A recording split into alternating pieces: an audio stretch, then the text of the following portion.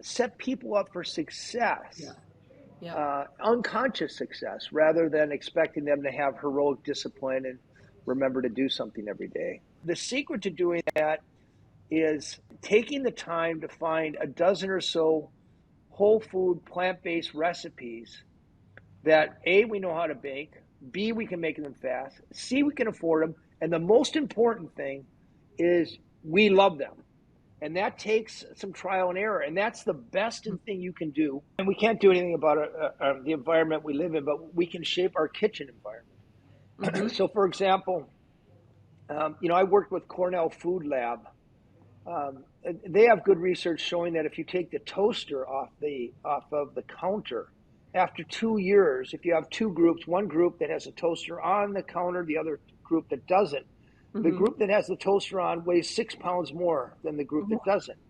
The food companies get a hold of it, and they make chips and sweets, and high fructose corn syrup, which is a metabolic disaster. Yeah. We need that wasn't in our food system until about 1980, and now it's the majority of the sweetener we consume. And the take-home message is, don't rely on changing your habits to get healthier. Live on change your surroundings, and I think tools like Lumen inform us on how to shape our environment for our individualized metabolisms, and I think it's a very valuable tool. I've used it. It gave me insights into when I should start and stop eating, and it better enabled me to eat like somebody in the blue zone. So thank you.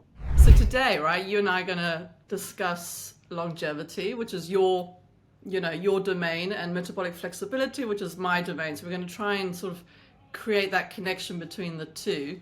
Now, you've used a Lumen yourself, right? So I you, have. yeah, and I guess you understand metabolic flexibility. I think for our listeners, a lot of them will not be coming from a background where they maybe have looked at their metabolic health or gone ahead and like purchased, let's say, a Lumen to help them out in improving their metabolism. So I think actually I'd like to just start with just kind of covering why we're talking today about longevity and the connection between metabolic flexibility. Because there is a strong connection. I mean, we've seen the research, particularly your research with the books that you've written and published around how individuals who adopt these healthy lifestyle habits, which we're going to go into, they're going to help build this metabolic flexibility. And that is basically, someone who's individually, an individual who's got metabolic flexibility is someone who's going to be efficient at using up their carb stores when available, right? Utilizing carbohydrates when they need to, but then also efficiently switch and tap into their fat stores when they need to. So it's kind of like using two fuel sources efficiently. And I think a lot of people don't realize that there's huge benefits that come along with being metabolically flexible. And one of the main ones is, being able to regulate our insulin and blood sugar levels. And when when our insulin is regulated, we are actually slashing our, the chances of developing these chronic diseases that you and I are going to talk more about, that are, the main reason why we see premature death, the main reason why we see the life expectancy, right, is for the first time in living history has gone down.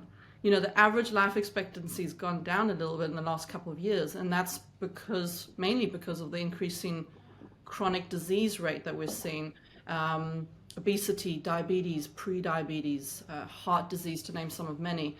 And scary is, those rates among children now, also increasing. So I think today, our talk is going to highlight the simplicity around what lifestyle habits we can incorporate today easily.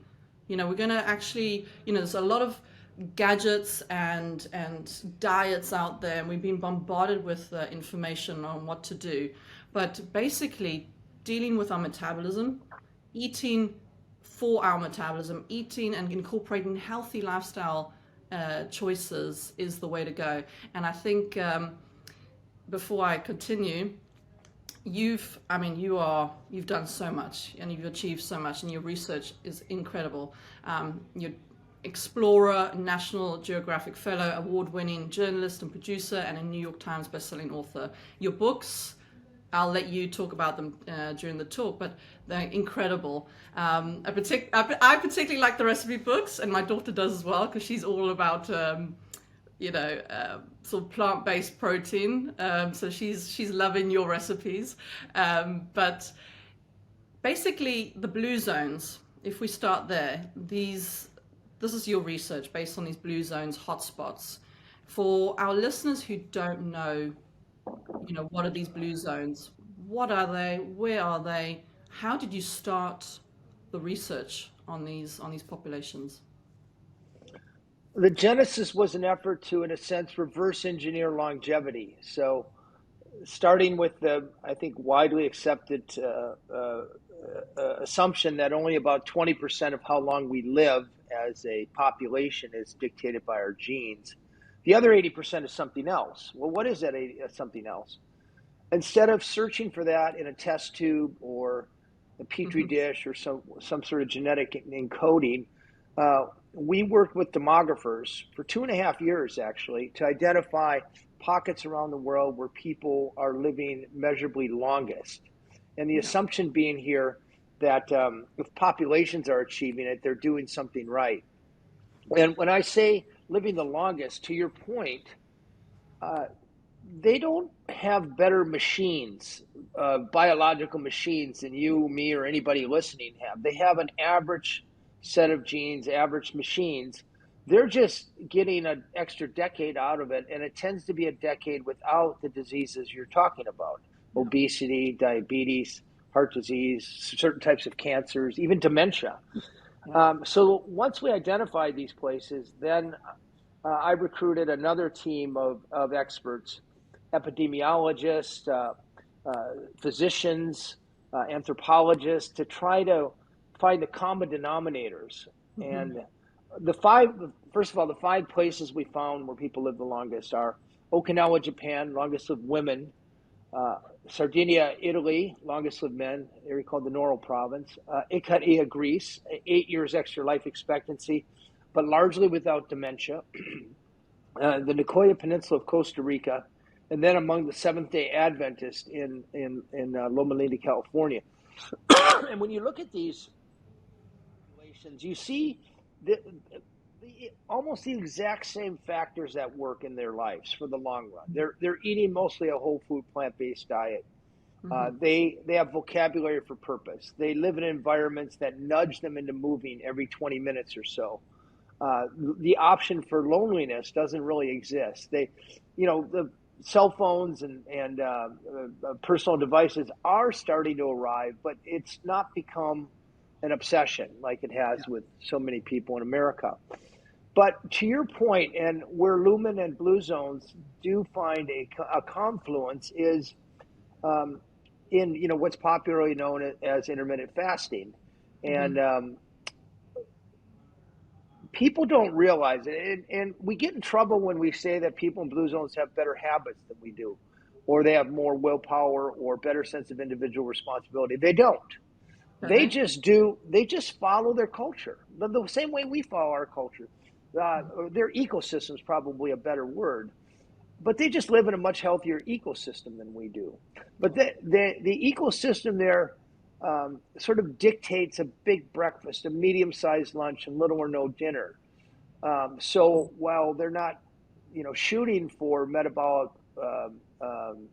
flexibility, they naturally sort of wear out their carbohydrate stores by, sometime in the evening. And by the time they wake up in the morning, they're already tapping into their fat stores. Now, we don't live in a culture where that is easy. So I think this is where Lumen comes in, because it can tell us, when we might want to taper off our eating at the end of the day. Yeah, I mean, one of our recommendations kind of follows what you found with the big breakfast, the medium-sized lunches and then light dinners. That's the recommendation we often give here at Lumen, is to try and consume, most of your starchy carbohydrates the first half of the day. And that will allow the body to basically become more efficient at depleting those glycogen stores for the rest of the day into the night. And again, it's sort of like intuitive carb cycling. So I guess those populations that you saw, these blue zones, they kind of unconsciously doing that. And, their culture's sort of dictating that. And that's where That's Lumen right. is helping. Yeah. Yeah, that people, Okinawans traditionally didn't eat dinner, so Wow. nobody's gathering around. And by the way, there's no, traditionally there was no convenience store where you ran and got a packet of chips when you got a little bit hungry. That people weren't snacking, as it were, and weren't eating late into the night. So, Yeah. unfortunately, we don't live in that culture. So we need help. So with culture, and this ecosystem that we are in, it, what do you consider as abnormal aging? Because here we have these five zones that you've mentioned. They live long, healthy lives. In the Western world, we're seeing this unhealthy, abnormal aging. Where dementia's on the increase. And we're living a lot of our life in poor health. What do you consider abnormal aging? Well, first, I just want to say it. I think this is important. If you're overweight and unhealthy in America, it's probably not your fault. I really disdain those sort of politicians who wag their finger at people. It's your responsibility to get healthy. And when you look at the macro numbers, Yeah. 42% of Americans are obese or overweight. In 1980, it was about a third of that. 1980, we had a third the rate of type 2 diabetes. We had a fraction of the rate of even dementia. That's not because in one generation or a generation and a half, we've fallen apart in our moral integrity or our willpower or, our quality as humans. Our environment has changed. Almost 50% of all retail outlets, including where you get your tires changed and pick up your diabetes medicines, force us through a gauntlet of sugar sweetened beverages and chips and candy bars. And by the You're way, right. we're genetically hardwired to crave those things. Yeah. So we evolved in an environment of hardship and scarcity, and now we live in this environment of abundance and temptation. And it's carefully calibrated temptation to really appeal to our unconscious genetic wiring. And you can occasionally overcome that with discipline or presence of mind, but you can't do that 24/7. So we get hungry. We're never more than 5 steps away from a salty or sugary or processed food snack, and it gets us. And unfortunately, we have to.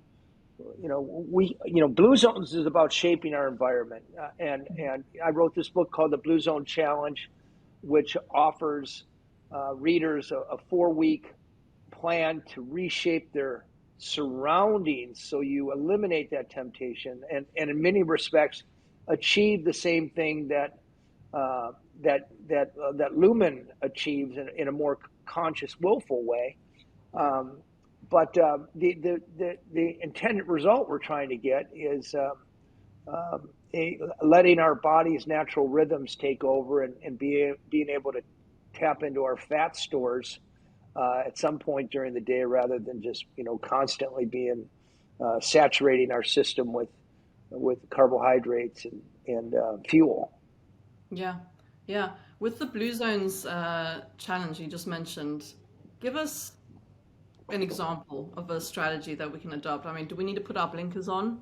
And when we go into the gas station, and try and ignore the candy bars that are staring at us. I mean, just give us one or two strategies that you mentioned in the book. Well, and we can't do anything about the environment we live in, but we can shape our kitchen environment. Mm-hmm. So, for example, I worked with Cornell Food Lab. They have good research showing that if you take the toaster off of the counter after 2 years, if you have two groups, one group that has a toaster on the counter, the other group that doesn't, the Mm-hmm. group that has the toaster on weighs 6 pounds more than the group that doesn't. Oh, Why is wow. that? Because there's very few healthy things we put into a toaster, and very few healthy things come out of a toaster. So uh, if you walk through your kitchen, we're prompted by things. So we see that toaster, Pop Tart or waffle, or you know piece Yeah. of cinnamon bread, whatever it is. Similarly, having a junk food drawer that's out of the way, you have Mm-hmm. to stoop down, reach up high, or walk around the corner in the pantry, makes a huge difference in how much, how many chips or cookies, whatever you eat, as opposed to leaving them on the counter. I like to joke we're all on a seafood diet. We eat the food we see. Yeah. So Wow. investing in a really beautiful fruit bowl, putting it in a well lighted central place, and every time we go to the grocery store, filling that. So when you walk through the kitchen, instead of seeing Doritos, you're seeing bananas or apples or oranges, whatever fruit you like. It doesn't matter what kind it is. So we make about 220 decisions a day. About 200 of them are unconscious. Am I going to put salt on my food? Am I going to pour a Coke or a water? Am I going to have an extra helping?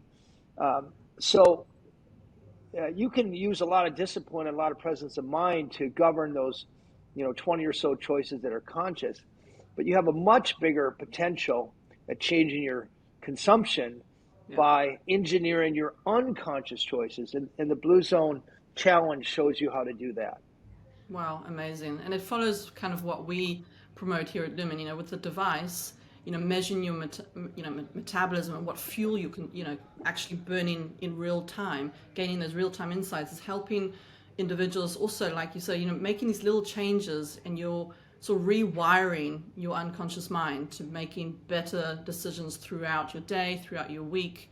And that's really interesting about the toaster, though. I've got to say, with the two groups, that's mind blowing. So that sounds like a good book. So 4-week challenge for anyone who's Yes. interested.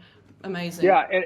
And unlike other 4-week challenges where it tells you a bunch of stuff you have to remember for the rest of your life, this gives you, we stick to suggestions where you reshape your surroundings and forget about it. So it's 4 weeks of reshaping your surroundings, not only your kitchen, but your bedroom, your home, Yeah. your social life, your to a certain extent, the way your internal psychology works. There's some influences you can put in place that last a long time. But another trick that really works, self weighing, putting a bathroom scale in your way in the bathroom so you step on it every day.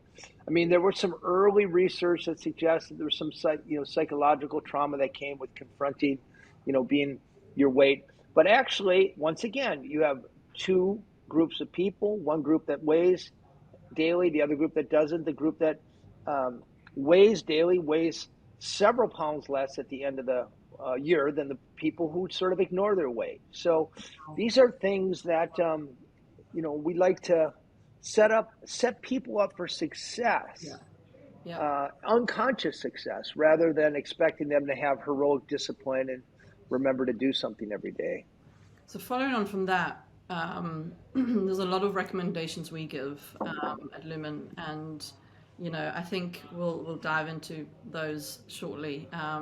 But going from kind of back to the culture and our ecosystem, how has our actual food changed the past 100 years? I mean, why are we, you mentioned how we've changed since the 80s, but what have been the biggest changes that have detrimentally impacted our metabolic health? Well, I think it's in 1970 or so, in the United States here, Richard Nixon had a Secretary of Agriculture named Earl Butz.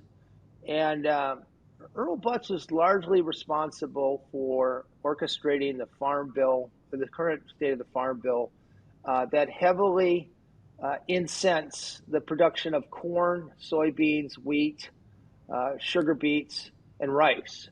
And by the way, that was an idea because at the time, America, didn't have enough calories to feed its population. Yeah. It was a Cold War issue. There weren't enough calories. But what's happened now is the amount of grain produced has tripled. And that grain is used for, if we just ate the grain, we wouldn't have a problem. But American innovation and enterprise, and by the way, I applaud it, takes that grain and uses about 40% of it to feed feedlot animals, cows and pigs and chickens. And, they live in horrendous conditions that often are rife with disease. The meat they produce tends to be much higher in fat, saturated fat, higher in omega-6 fatty acids instead of the grass-fed omega-3 fatty acids. By the way, you hear grass-fed all the time. It's less than 5% of all meat out there. Wow. People go, well, I'll just eat grass-fed meat. Well, we don't eat grass-fed meat. It's like more like 98% of it's sort of feedlot, unhealthy meat. So our meat consumption's gone up. But then the food companies get a hold of it, and they make chips and sweets, and high fructose corn syrup, which is a metabolic disaster. Yeah. We didn't that wasn't in our food system until about 1980, and now it's the majority of the sweetener we consume. And high fructose corn syrup sends our insulin soaring, and Sky high. it's about 7 times more oxidatively stressful than sugar is, and it permeates our food. That's the direct result of a glut of corn. We have all this, and American ingenuity has figured out how to turn it into sweetener, and it's cheap. And companies they make money when they take cheap inputs, add some innovation, bring some scientists in to make it taste irresistibly good, and then hire the smartest minds in Madison Avenue to market it with us. And the General Mills and the Crafts of America have been fantastically successful at doing that. And by the way, it's not food companies' jobs to make us healthy. It's food companies' jobs to maximize shareholder value, just like every other company. So we can't tell them they're bad because they're doing what they're supposed to do. Yep. Unfortunately, no. For every man, woman, and child in America, there's about 4,200 calories per day for us to consume, and we only need about depending if you're male or female, 2,000 or maybe 23 or 2,400 calories. So there's almost twice as many calories that's being marketed to us. And those are cheap, unhealthy, processed calories. And that's why we are a fat nation. That's why 42% of us are obese and 75% of us are obese or overweight. Wow. And again, we're just the product of our environment, not bad people. So on that, yeah, I mean it's scary actually the amount of sugar we consume, but about 140 pounds per person per year, by the way, if you want to put a number on it. Whoa, oh God! Like you said, we're not doing anything wrong. We're not to blame. It's the environment. It's all the messages we're bombarded with by these food companies. But as an individual, and going back to your research on these blue zones. And also our own research here at Lumen, looking at health and our metabolic health from a holistic viewpoint. So here at Lumen, we've got 4 lifestyle pillars that we've seen really impact an individual's metabolic health.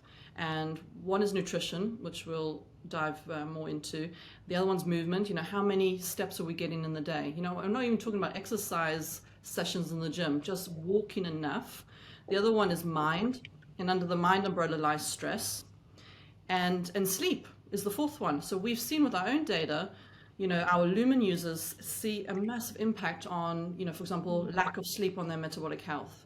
They will be unable to efficiently tap into their fat stores if they're not getting enough sleep, if they're stressed at work, if, they got emotional stress, not just physical stress. So I kind of want to break it down into those 4 lifestyle pillars and look at what you found in your research under each one. So we've already mentioned some of the ones under nutrition. We're going about, choosing healthy sweeteners, I think is the first one. Choosing, having, like you mentioned, the bowl of fruit, have that, available on your counter. Maybe going away from processed food. Like what are the main, with the people you met, in these blue zone populations, what are the main sort of nutritional habits that they adopt that allows them to, maintain a healthy weight, for example? What did you find the key sort of top 3? Yes, just to level set, my work wasn't anecdotal. So At National Geographic, the way we tell a story is we find the scientific underpinnings first. So before we came up with the Blue Zone kitchen or the Blue Zone solution, we did what's called a meta-analysis, which is kind of an averaging of a lot of dietary surveys and studies. So if you want to know what a 100-year-old ate to live to be 100, you have to know what she ate when she was a child and a young adult and working life and newly retired and now. You can't just ask them what they're eating lately. So we gathered 155 dietary studies done in all Blue Zones over the past 80, 85 years. And we average them out, which is meta-analysis. It's complex, but it's an average. And we found that they're eating 90 to 100, depending on where, 90 to 100% whole food plant-based. They are eating, I know there's an obsession in America with protein, but it's wrong-minded. According to the CDC, the average American consumes about twice the amount of protein they should be consuming, or at least what they need. In Blue Zones, they're eating about 65% complex carbohydrates. Carbohydrates confuses a lot of people because both lentil beans and jelly beans are carbohydrates. Jelly beans and sugar and so forth, I think, is the most toxic substance in our diet, at a wholesale level. Lentil beans are the healthiest, and they're both carbohydrates. And people say, I can't eat carbs, but actually you want carbs. You want complex carbohydrates. Yep. What am I talking about in Blue Zones? Whole grains, corn, wheat, rice, greens of all kinds, tubers, your favorite fruit, nuts. A handful of nuts a day is associated with about 3 extra years of life expectancy. And beans. Cup of beans a day worth about 4 extra years, associated with about 4 extra years of life expectancy. That's what people eat in the Blue Zones. They don't eat it because they have a better habit. They don't eat it because, I'm going to get on that Blue Zone diet. No. What they've done over time, they've evolved recipes that they love.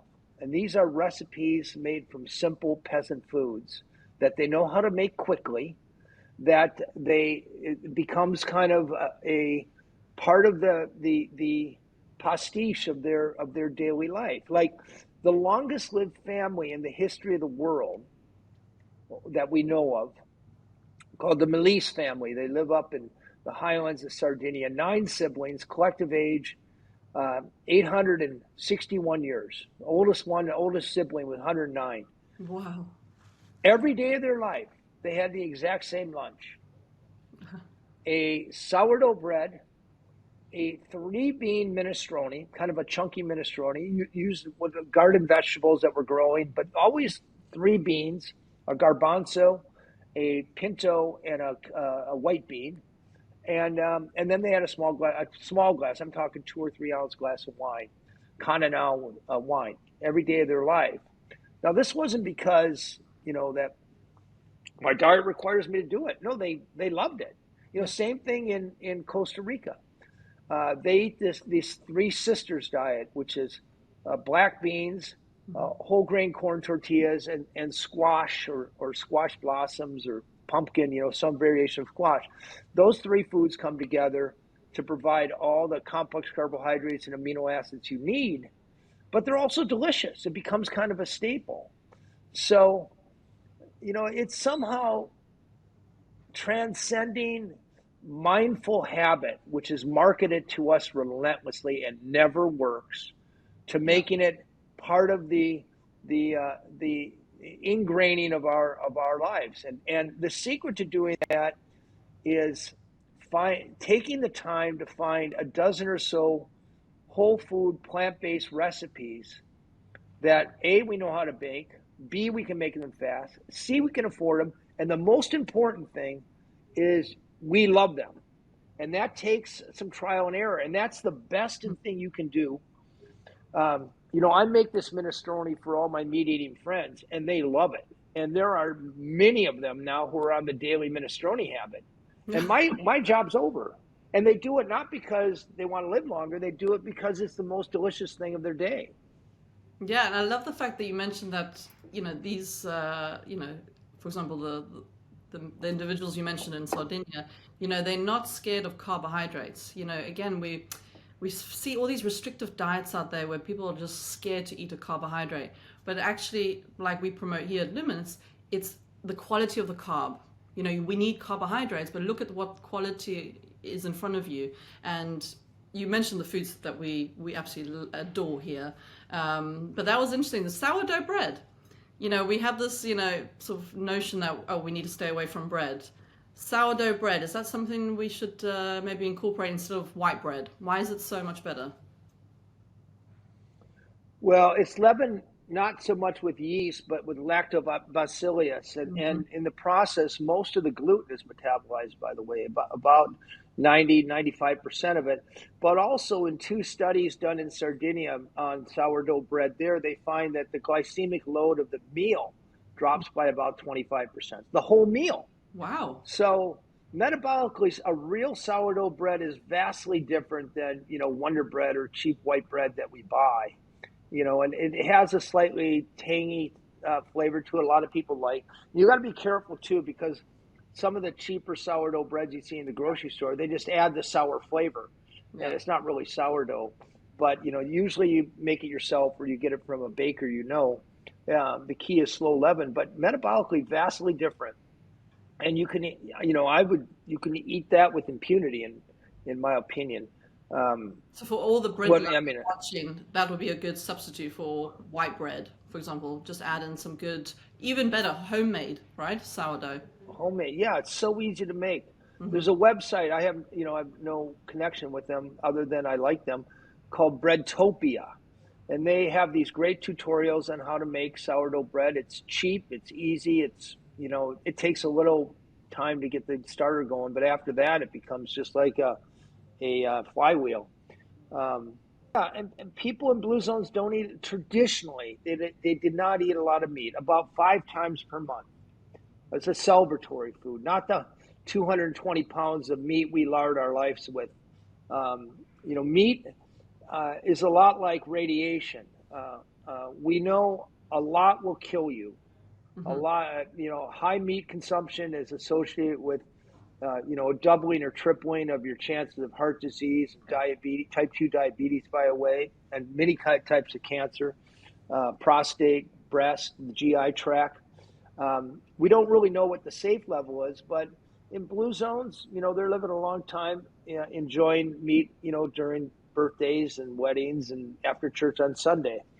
And people don't like to hear that because people love meat, but it's one of these things where yellow flag. Enjoy it with occasionally. So basically, under nutrition, these people who are living the longest are eating food at home, right? Home cooked food over processed food. Nothing's in a packet, or they minimize the food in a packet. The quality of the carbs, reducing their meat consumption. You mentioned beans being a great source of, great ingredient to include in your nutrition plan. Under movement, I'm interested to know, and as a personal trainer, these individuals that you saw, live past 100. I mean, what activities are they doing? Because we know exercise is important. How many steps are they getting in the day? Are they active? What's their movement like in a typical day? Well, this is disruptive, and it's probably not what you're going to want to hear, but exercise doesn't work, and it doesn't work for a population. I know it's a big industry. It's $120 billion industry, but fewer than 24% of Americans get the minimum amount of exercise. It's not working for our population. In my mind, it's the wrong direction to continue to go. Nobody in blue zones.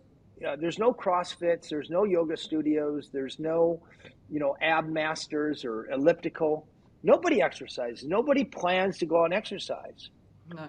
So the sea change, the mindset that we need, people in blue zones are moving every 20 minutes because every time they go to work or a friend's house or out to eat, it occasions a walk. They all have gardens. So they're doing gentle, low intensity range of motion, physical activity in their garden. Yeah. either weeding or watering or harvesting or planting every day. Their house is not filled with mechanical conveniences to do their work. They do yard work by hand. They do housework by hand. They knead their bread by hand. I don't know if you ever kneaded bread, but it's Yeah. like Hard work. a 20-minute workout. Yeah. Just the And work and hard work. and you know, I have you look at a population level Hmm.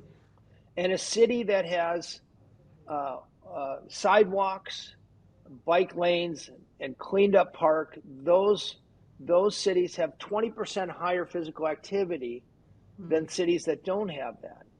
So Interesting. what we need to focus on as a society is not continue to hammer this exercise that it's like a Sisyphean treadmill. Uh, getting people to exercise. It's just not never. It's not working. We keep doing it every year. This year I'm gonna stick to my gym membership, and we never do it.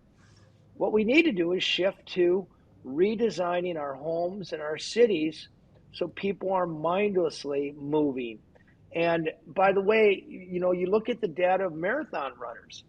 Yeah. Marathon runners aren't living longer than non-marathon runners. We tend to do it for 5 or 10 years, and then, our knees hurt or our arteries calcify, and we tend to glorify people with perfect muscled bodies and people who can run marathons fast, but they're not the people living a long time. The longest lived people are walking, but Yeah. they're walking every day and they're moving constantly throughout their day. And don't subscribe to this folly of I'm going to sit in my office all day long and I'm going to go to the gym, which we don't do.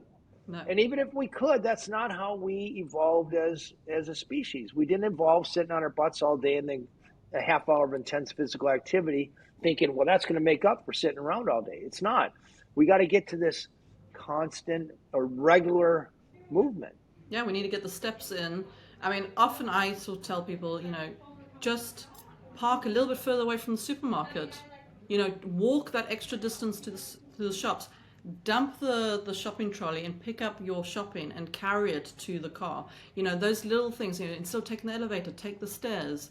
Just getting into the habit of just adding those steps into the day. And like you said, that's sustainable. We can, once that's inbuilt in our routine during the day, we're going to be able to like sustain that, continue that. But starting a gym class, yeah, we see a lot of people start and then they give up. But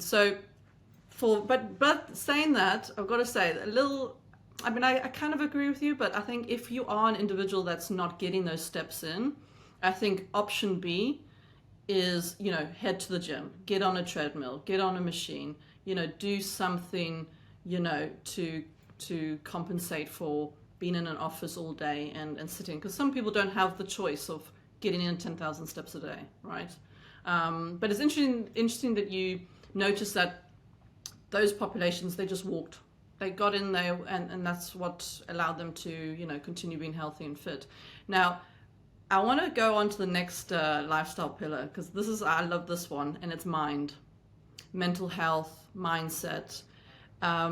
I'd be interested to know what these blue zone populations, these individuals that we've just mentioned, their nutrition and their movement, what is their mind like? I mean, how are they happy? Yeah, they're in the top quintile or the top 20% of the happiest areas in the world. I also wrote a cover story on happiness, so I'm familiar with this data. And the reason is none of the things we think about. Number one, they have vocabulary for purpose.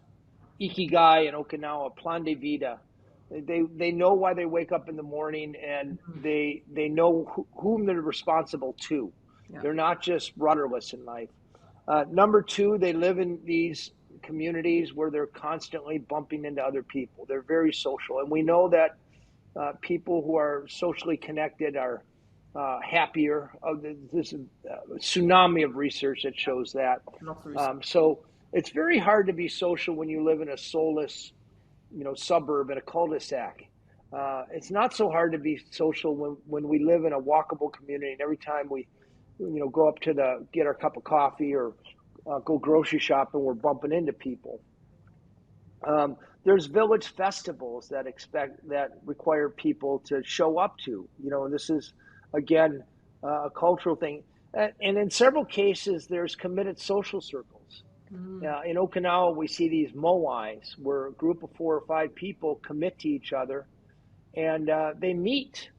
I sat with a group of 502-year-olds who met every night. Why is this important for mental health? Because they're socializing. Yeah. And because when they fall into hard times, which everybody does, people get divorced, they lose a parent, a child gets sick, you have a troublesome child. They have a group of 4 or 5 people that they can rally around, or who can rally around them.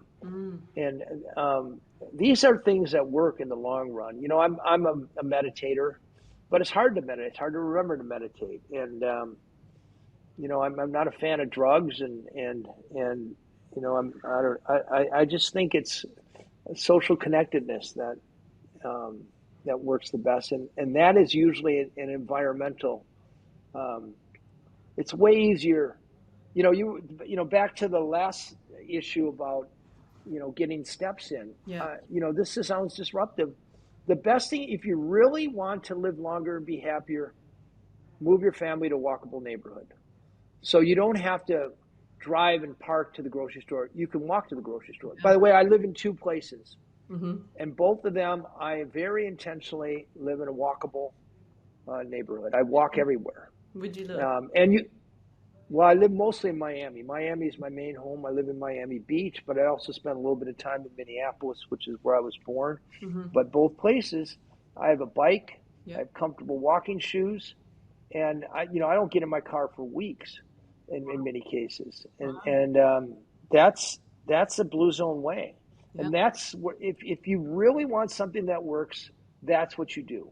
But it goes back to what you mentioned in fact, all the lifestyle pillars that we're covering, and that is, consciously change the environment that you're living in. Like you mentioned the walkways and being able to walk to the shops, changing your kitchen. Where's the junk food drawer? Where's the bowl of fruit? The toaster, you mentioned that stuff.